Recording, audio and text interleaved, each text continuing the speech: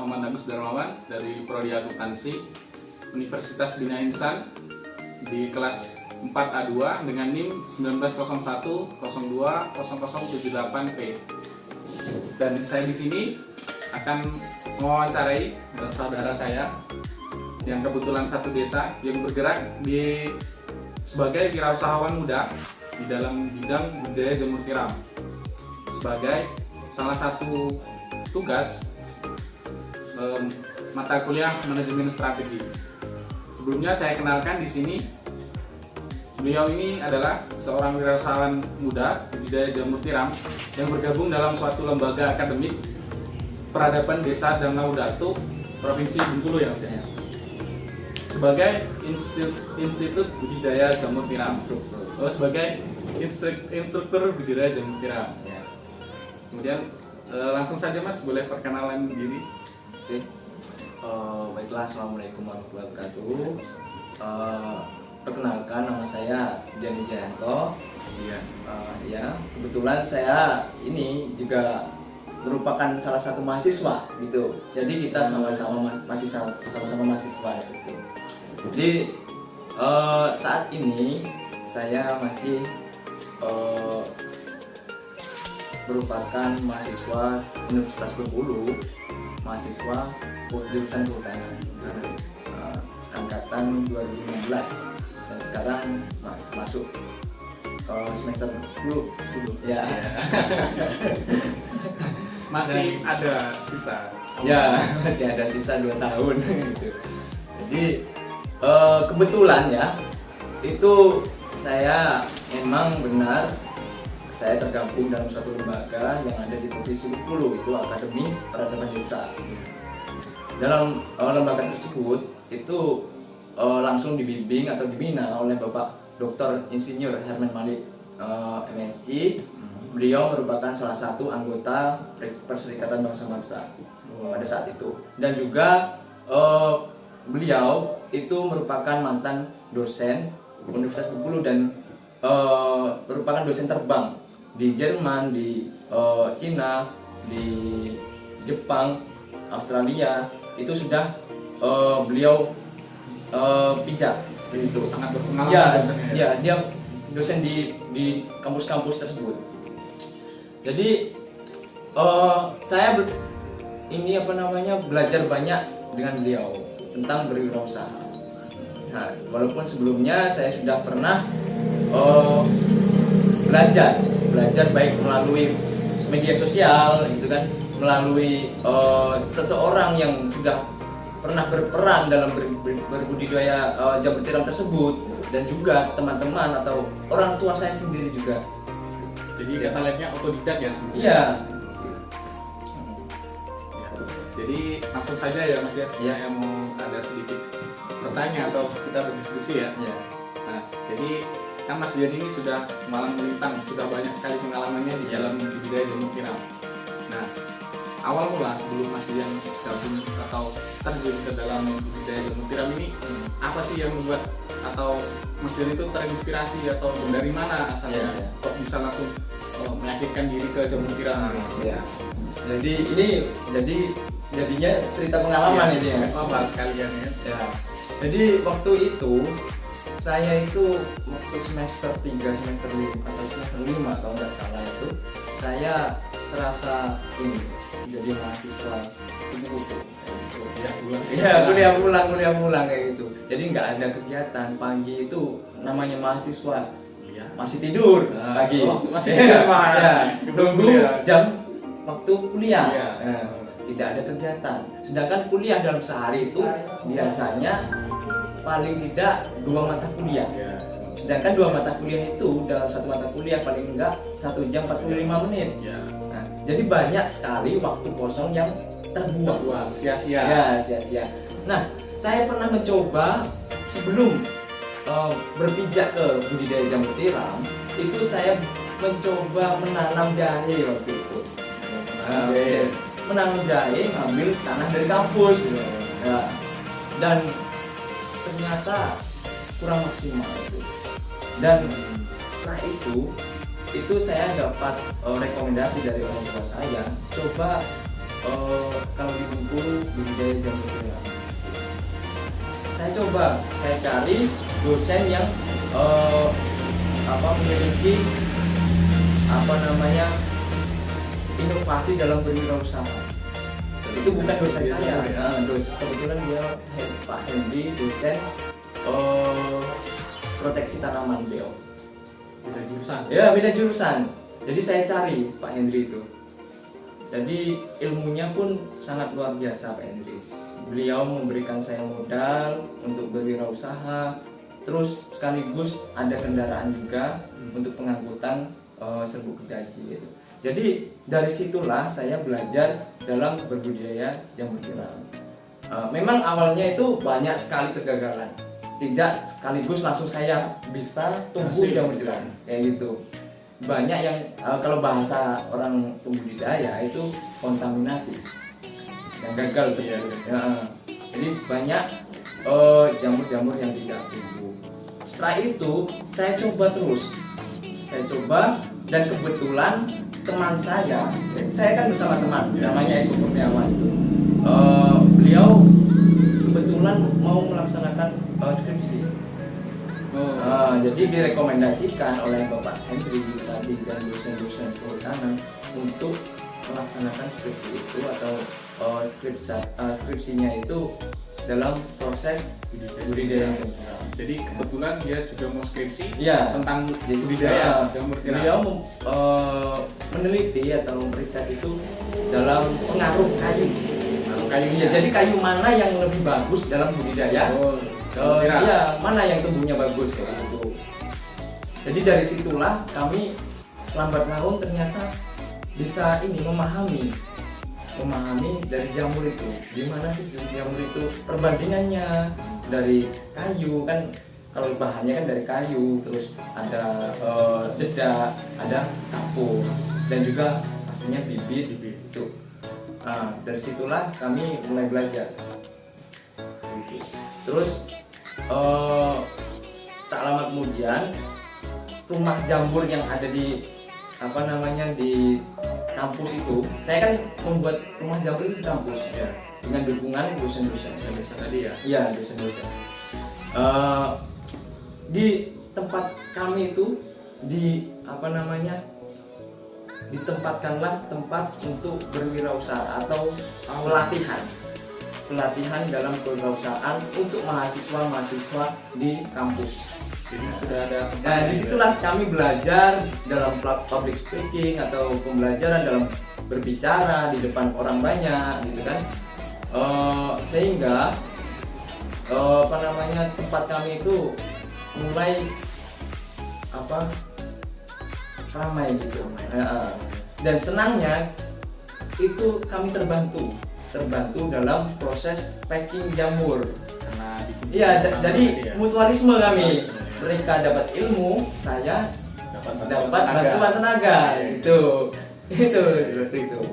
Dan setelah lambat laun, setelah berjalannya 1-2 tahun kalau nggak salah waktu itu saya dipanggil berdua dengan Mas Eko tadi. Iya, dipanggil oleh lembaga Akademi Peradaban Desa yang ada di Provinsi Bengkulu yang bergerak dalam bidang kewirausahaan.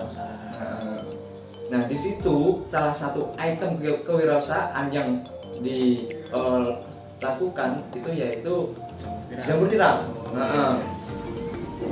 Seperti itu, Pak. Jadi pas dia tadi dari belajar tidak langsung jadi. Tidak langsung jadi, ya. Perlu proses. Kemudian Mas, dalam belajar itu kan tadi kan disebutkan banyak sekali kendala-kendalanya. Ya. Kendala seperti serbuk mana yang bagus. Ya. Kemudian kendala mungkin selain itu tadi ada ya kendala-kendala eksternal dalam budidaya jamur tiram itu tadi yang sempat Mas dia rasakan sebelum seperti sekarang ini. Ya. Seperti kendala mungkin kendala di mana gitu kan. Ya, kalau waktu itu emang ada keinginan saya itu membuat tempat di kampus itu ramai.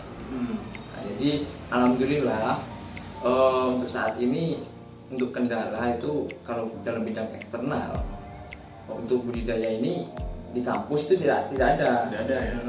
Namun kalau faktor-faktor eksternal yang mempengaruhi saya dalam berbudidaya itu banyak. Dalam diri Mas Dian. Ya, dalam diri saya itu kan termasuk faktor internal.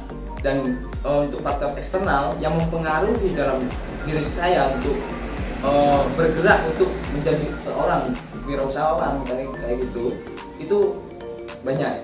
Ya, salah satunya dosen tadi, ya, orang tua, teman saya yang bersama saya tadi, yang awalnya satu kosan, jadi sering diskusi. Ya. Akhirnya kami berdua berbudaya Jamur lagi. Terus bersama lembaga dan juga masyarakat yang ada di Provinsi Bengkulu.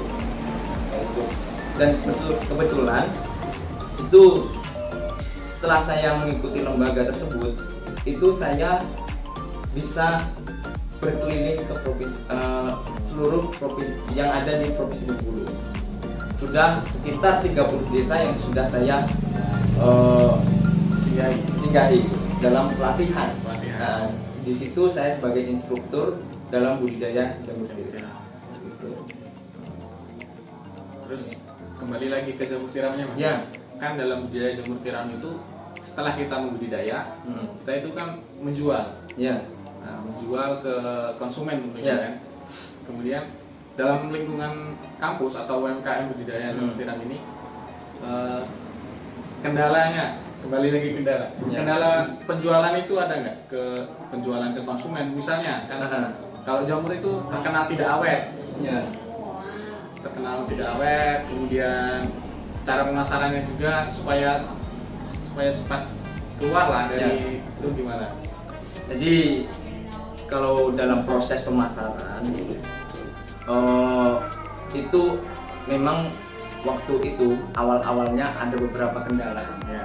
Kendalanya ya karena kekurangan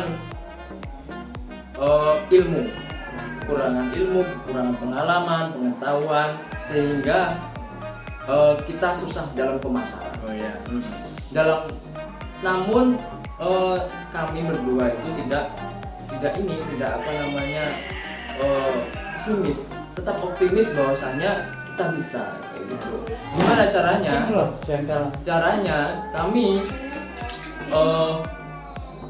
mencoba bekerja sama dengan organisasi-organisasi yang ada di dalam kampus, terutama organisasi internal, yaitu himpunan kami sendiri. Nah, kebetulan kan saya kehutanan. Yeah.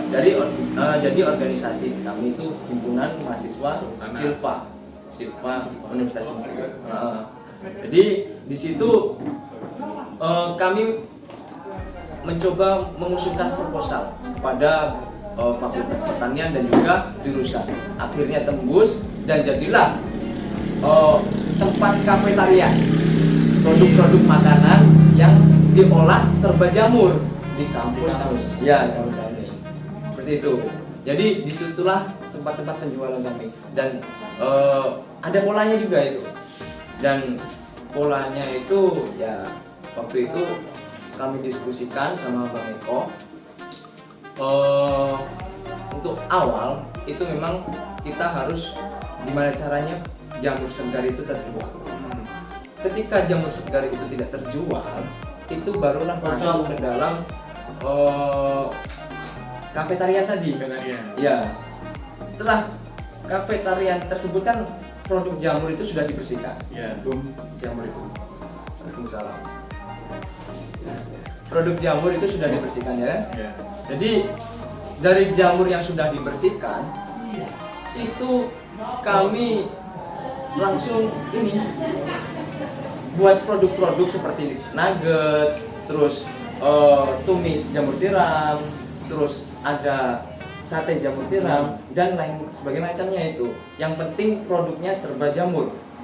Dan bisa dipasarkan. Bisa dipasarkan di kafe tadi. Ya. Dan sasaran kita itu adalah mahasiswa-mahasiswa yang ada di kampus dan juga dosen-dosen yang ada di kampus. Begitu. Setelah jamur itu ketika tidak terjual di kafe tersebut, ya kan? Itu kan jamur sudah dibersihkan bersih. Sudah. Barulah kita ke pola selanjutnya, yaitu membuat jamur crispy. Diolah ya? Diolah jamur crispy itu.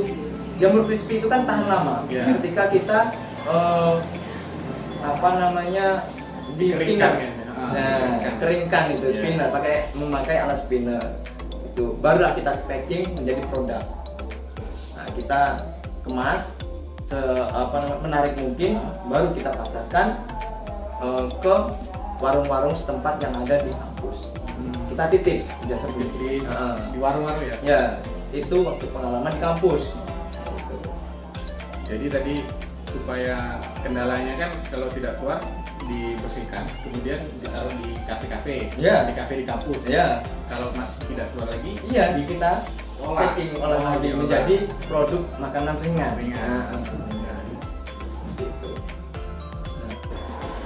Ya lanjut kayak yang terakhir ini. Ya. Kan itu tadi kan pengalaman Mas Dian atau Kak Dian juga UMKM di wilayah kampus kan. Ya, Dan benar. sekarang kebetulan lagi di rumah. Ya. Nah, untuk selanjutnya Ya. ada nggak sih progres atau keinginan lah dari Mas Dian ini untuk mengembangkan UMKM jamurnya itu yang ada dulunya di kampus Ya. untuk bawa ke rumah, untuk Ya. di lingkungan sekitar lah tentunya. Baik. Berkaca dari pengalaman itu ya. Jadi sebelumnya itu memang saya berbagi pengalaman kepada masyarakat-masyarakat yang ada di Provinsi Bengkulu, baik dari Kabupaten Lebong, Kabupaten Rejang Lebong, Kabupaten Seluma, Mana, Kabupaten Bengkulu Selatan, terus Kabupaten Bengkulu Tengah dan juga Bengkulu Kota. Ya, Ya. di situ banyak yang sudah saya pijak atau singgahi. Namun baru atau hanya satu desa, satu orang yang menjalankan proses budidaya yang atau konsep-konsep budidaya yang saya sampaikan. Dari sekian banyak desa Dari, tadi ya. benar. Jadi di situ Pak Karno itu warga dari desa Bukit Makmur, Bengkulu Selatan, Bengkulu Tengah, Bengkulu Utara, Iya. Kabupaten Bengkulu Utara, desa Bukit Makmur. Jadi beliau, saya salutnya telah melakukan pembudidayaan ini dan juga pemasaran itu bekerja bersama dengan BUMDes. Di situ kebetulan desa itu ada embung. Ada embung untuk spot wisata desa. Disitulah pemasaran beliau. Dan dari pertanyaan saudara tadi, itu melihat atau setelah dimakan, saya kan telah memberikan Dampak. iya pengalaman tadi kan, berbicara tentang berbagi pengalaman pada masyarakat. Saya terpikir kok saya enggak gitu kan, Nggak di desa sendiri. kok gitu saya ya? enggak saya enggak Bergerak. nggak bergerak untuk membuat di desa saya sendiri Iya. kayak gitu. Jadi kebetulan alhamdulillah ini saya mulai ada keinginan, insya Allah sebelum lebaran ini saya akan mendirikan rumah jamu ya di desa saya, di desa Sumberhari gitu ya, yang akan langsung saya produksi itu setelah lebaran. Nah, dari produk-produk atau dari bahan-bahan mentah jamur tadi yang telah saya produksi, itu rencana saya akan saya buatkan resto. Dan juga sudah saya pikirkan itu akan menjadi jejamuran ekoresto. Jadi seperti kayak di kampus tadi ya, Ya, untuk pengeluaran jamurnya. kalau di kampus kafetaria, ya kan? Iya. Kalau di sini saya rencana jamuran ekoresto. Artinya di sini makanan-makanan yang serba jamur, yang termasuk juga merupakan edukasi untuk masyarakat setempat dan resto, artinya restoran serba jamur yang dapat memberikan pendidikan kepada masyarakat pada umumnya. Seperti itu. Nah, disinilah kalau restoran ini insya Allah akan saya dirikan setelah 2-3 bulan ke depan di desa Sumbersari. Tentunya setelah jamurnya ada.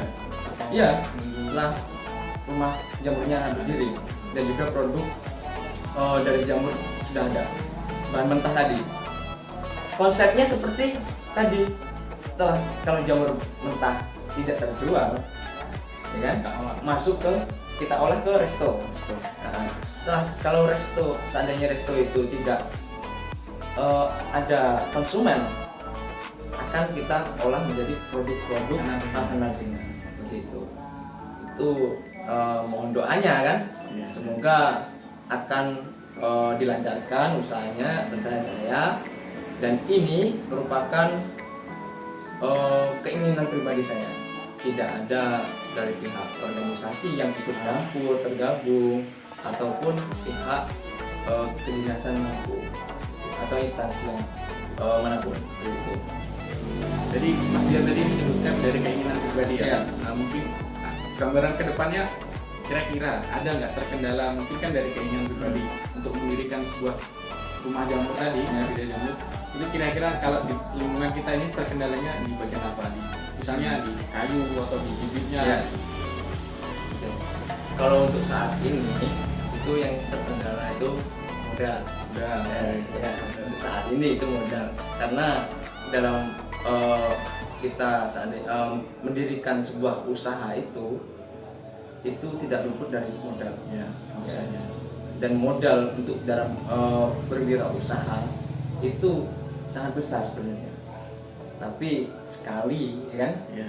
Itu, dan kita harus punya keyakinan yang pertama, keyakinan bahwasanya konsep-konsep atau keinginan kita dalam berwirausaha itu tadi lancar, Akan berhasil ya. ya. Jangan sampai kita berpikiran pesimis. Oh, ya. Kita harus optimis bahwasanya usaha kita bisa Pasti jadi. ya. Dan juga ini merupakan pola industri park, taman industri. Karena rencana saya dari olah-olahan produk jamur tadi itu akan terbagi menjadi habis, tidak ada sisa. Contohnya dari media jamur tiram tadi itu nanti akan menjadi limbah serbuk tadi setelah produksinya habis. Limbah itu akan saya olah menjadi pupuk organik. Limbahnya itu kan dari Serbuk gergaji campuran bahan yang lain. Gitu. Kemudian limbah plastik itu akan saya rencanakan untuk menjadi bahan-bahan yang bermanfaat. Contohnya pengolahan plastik yaitu paving block. Ya, itu rencana saya seperti itu. Kemudian jamur tadi produksi dari media tadi jamur tiram itu akan saya olah menjadi olahan makanan, baik makanan resto ataupun makanan ringan. Itu. Yang jelas, bagaimana cara kita menarik perhatian atau menarik teman-teman ataupun konsumen datang ke tempat kita, itu kita harus mengikuti zaman. Ya, kalau zaman sekarang kan harus ada tempat musik, kan? Harus ada. Yang jelas menarik, nyaman, dan juga kalau saya kayak gini, saya itu kalau mampir ke tempat makan itu sebenarnya kalau sama pacar atau sama ini kan cewek gitu kan, itu sebenarnya bukan makan, cari spot foto. Nah, disitulah bagaimana caranya kita membuat konsep-konsep tempat restoran itu menjadi tempat spot foto.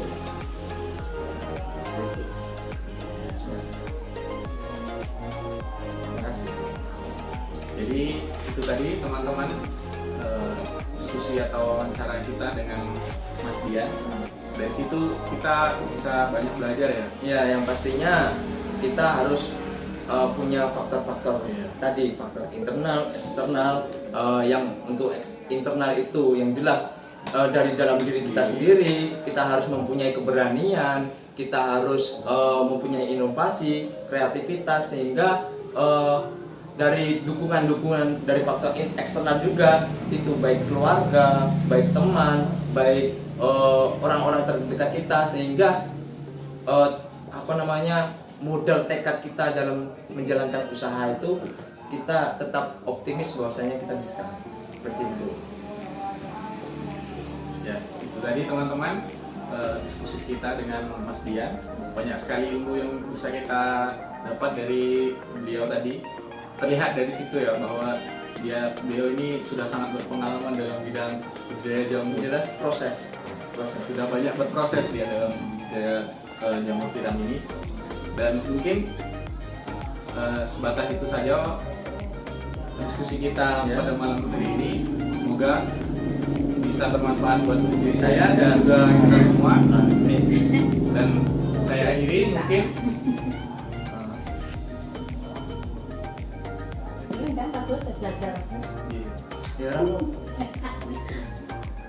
dan mungkin saya akhiri sampai di sini.